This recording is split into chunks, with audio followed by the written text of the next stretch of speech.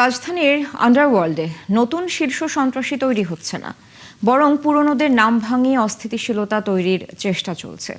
DMP কমিশনারের এমন বার্তার পাশাপাশি জামিনে থাকা সন্ত্রাসীদের ওপর কঠোর নজরদারির কথা জানিয়েছে র্যাব।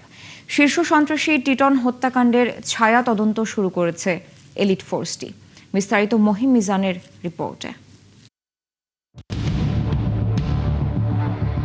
সম্প্রতি চাঞ্চল্যকর শীর্ষ সন্ত্রাসী টিটন হত্যাকাণ্ড নিয়ে নড়েচড়ে বসেছে আইন শৃঙ্খলা রক্ষাকারী বাহিনী। গুরুত্বের সাথে শুরু হয়েছে টিটন হত্যার তদন্ত এবং ছায়া তদন্ত। হত্যার কারণ এবং এর নেপথ্যে জড়িতদের চিহ্নিত করতে মাঠে নেমেছে আইন শৃঙ্খলা বাহিনীর সবগুলি গোয়েন্দা ইউনিট।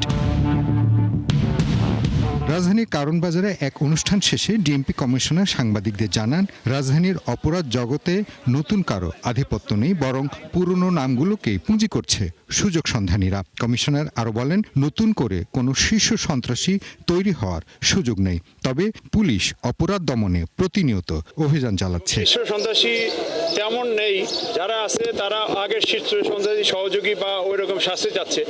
আমাদের মনিটরিং, অবজারভেশন এবং ব্যবস্থা সবই নেওয়া হইতেছে এবং হালনাগাদ করা হচ্ছে। অতএব এটা নিয়ে অরিড হওয়ার কিছু নেই। আমরা যেভাবে হোক যারা আছে তাদের নাম ভাঙিয়ে তুলতেছে অথবা তারা মাথাচাড়া দিয়ে ওঠার চেষ্টা করতেছে, তার আগেই আমরা তাদেরকে দমন করব। এদিকে জামিনে থাকা শীর্ষ সন্ত্রাসীরা মুক্ত থাকলেও সবসময় তাদেরকে কড়া নজরে রাখা হয়েছে বলে জানান র্যাব কর্মকর্তা।